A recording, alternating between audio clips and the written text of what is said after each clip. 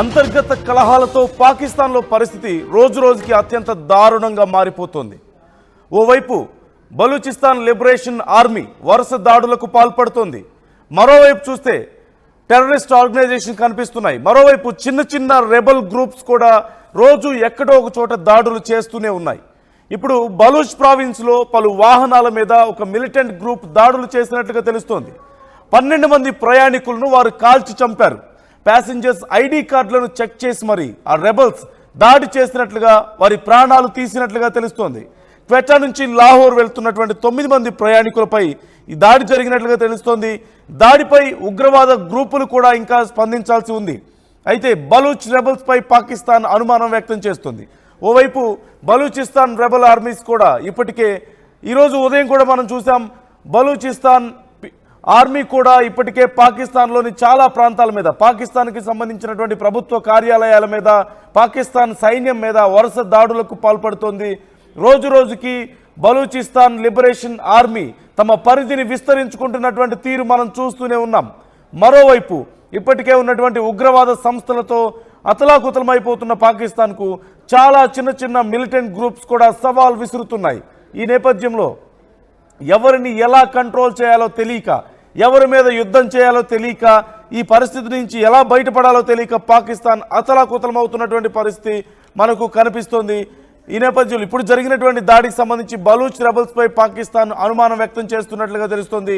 క్వెటా నుంచి లాహోర్ వెళ్తున్నటువంటి 9 మంది ప్రయాణికులను ప్యాసింజర్స్ ఐడి కార్డ్స్ అడిగి మరీ చూసి బలూచ్ ప్రావిన్స్లో దాడి జరిగినట్లుగా తెలుస్తోంది. వారిని చంపినట్లుగా తెలుస్తోంది. 12 మంది ప్రయాణికులను కాల్చి చంపారు ఈ దుండగులు. ఈ అంశానికి సంబంధించి ఫుల్ డీటెయిల్స్ మా ప్రతినిధి శిల్పాని అడిగి తెలుసుకుందాం. ఒకసారి అసలు బాధితులు ఏమంటున్నారు, బాధిత కుటుంబ సభ్యులు ఏమంటున్నారు ఒకసారి చూద్దాం. यार मेरा अब्बू फोत हुए तो मेरे भाई उस्मान और जाबर आ रहे थे कोयटा से. मेरी पूरी फैमिली बीएलए वाले ले गए उन्हें. यार उनकी खबरें ठीक नहीं आ रही. खुदा का वास्ते जो मेरा दोस्त मुझे सुन रहे हैं, जिसके पास जो भी खबर है, उस्मान और जाबर हैं, 2 बीएलए वाले ले गए, पंजाब से थे वो. जिसके पास जो भी खबर है यार मुझे बताए. मेरा राब्ता नहीं हो रहा उनसे, खबरें ठीक नहीं आ रही. उनको मार दिया गया. मेरे अब्बू का जनाजा सुबह 9 बजे. खुदा के वास्ते मैं साबित बात करूं दुनियापुर से, जिसके पास जो भी खबर है ना मुझे जल्दी से. చూస్తున్నాం కదా పరిస్థితి. ఆ బాధితుల కుటుంబ సభ్యుడు ఎంత ఆవేదన వ్యక్తం చేస్తున్నాడో మనం చూస్తున్నాం. వేరే ప్రాంతాల నుంచి, పంజాబ్కి చెందిన వాళ్ళు, కువైట్ నుంచి కూడా వస్తున్నారు. వాళ్ళ మీద దాడి చేసినట్లుగా తెలుస్తుంది. వాళ్ళ పరిస్థితి బాగోలేనట్లుగా తెలుస్తుంది.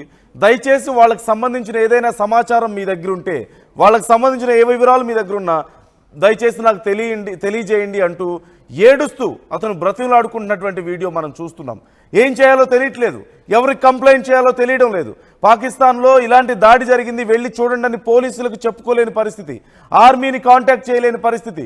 ఈ నేపథ్యంలో ఏమీ చేయలేక చివరికి బాధిత కుటుంబ సభ్యుడు సోషల్ మీడియాను ఆశ్రయించాడు.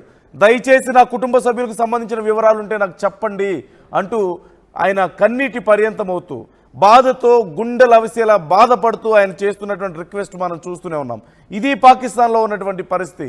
ఎవ్వరూ ఏమీ చేయలేరు అక్కడ. పాకిస్తాన్లో ఇంత దారుణమైనటువంటి పరిస్థితులు ఉన్నాయి.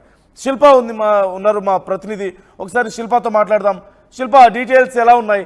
ఒక మిలిటెంట్ గ్రూప్ దాడి చేసినట్లుగా తెలుస్తోంది ప్యాసింజర్స్ మీద. డీటెయిల్స్ ఏంటి ఓవరాల్గా, అసలు ఎవరు చేశారనే దానికి సంబంధించి ఏదైనా క్లారిటీ వస్తుందా? రైట్, ప్యాసింజర్లపై మిలిటెంట్లు మరోసారి దాడికి తెగబడ్డారు. భారత్ లో వాహనాల పైన దాడి చేసినట్టు కూడా తెలుస్తుంది. ఇందులో దాదాపు 9 మంది ప్రయాణికుల్ని దుండగులు కాల్చి చంపినట్టు కూడా ఇప్పటికే నిర్ధారణకు వచ్చారు.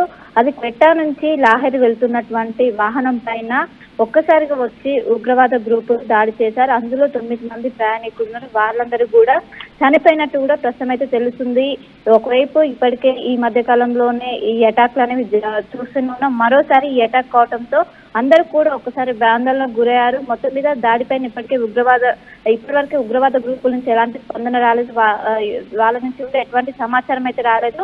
కానీ ఇప్పటివరకు అయితే పాకిస్తాన్ మాత్రం అనుమానం వ్యక్తం చేస్తుంది. రెబల్స్ ఏదైతే భారత్ రెబల్స్ పైన పాకిస్తాన్ అయితే ప్రశ్న అయితే వ్యక్తం చేస్తున్నది. మొత్తం మీద ఇప్పటికే వాళ్ళందరినీ కూడా సమీప హాస్పిటల్ వీళ్ళందరినీ కూడా తరలించారు. వాళ్ళు పెద్ద ఎత్తున రోధిస్తున్నారు. కుటుంబ సభ్యులకు సంబంధించినటువంటి ఆచూకీ చెప్పాలంటూ కూడా చెప్తున్నారు. ఈ మధ్య మనం పహల్గామ్ అటాక్ చూసాం. అనంతరం మరోసారి ఉగ్రవాదులు తెగబడ్డారని చెప్పుకోవచ్చు. ఇటు మిలిటెంట్లు కావచ్చు, అటు ఉగ్రవాదులు కావచ్చు, మొత్తం మీద పాకిస్తాన్ లో ఇప్పటికే అటు మిలిటరీ సంబంధించినటువంటి వాళ్ళదే కొనసాగుతుంటది ఆధిపత్యం. ఇప్పుడు మరోసారి వాళ్ళకి సంబంధించినటువంటి ఏదైతే దాడి అయితే కొనసాగింది. దాదాపు చాలా వాహనాలపైన దాడి జరిగినట్టు కూడా తెలిసింది.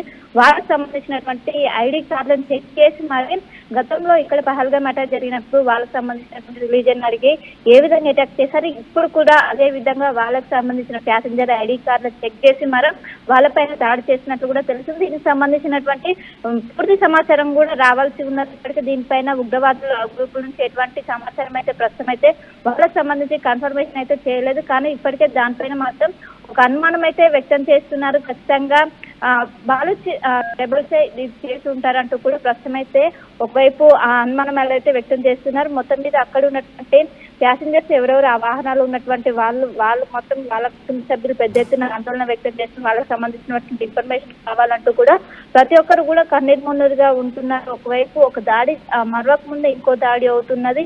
ఈ విధంగా ఒకవైపు మిలిటెంట్ ఈ విధంగా చేయడం కూడా ఎవరు కూడా ప్రస్తుతం జీర్ణించుకోలేక ప్రస్తుతం అయితే ఆవేదన వ్యక్తం చేస్తున్నారు. మొత్తం మీద దీనికి సంబంధించినటువంటి పూర్తి సమాచారం కూడా తెలియాల్సి వచ్చింది. ప్రస్తుతం అయితే ఉన్నటువంటి 9 మంది ప్రయాణికులు గమనించినట్లయితే ప్రస్తుతం అయితే నిర్ధారణకు వచ్చారు. రైట్, థ్యాంక్ యూ శిల్ప. మొత్తం మీద దీనికి సంబంధించి ఇంకా అక్కడ విచారణ జరుగుతున్నట్లుగా తెలుస్తోంది. ప్రాథమికంగా చూస్తే బెలూచ్ ఆర్మీకి చెందిన వారిగా అనుమానిస్తున్నట్లుగా సమాచారం. మరోవైపు బాధితుల యొక్క కుటుంబ సభ్యులు ఎంత ఆవేదన వ్యక్తం చేస్తున్నారో మనం చూస్తూనే ఉన్నాం. వారికి సంబంధించి ఏ సమాచారం తెలిసినా దయచేసి నాకు పంపించండి అంటూ ఏడుస్తున్నటువంటి తీరు మనం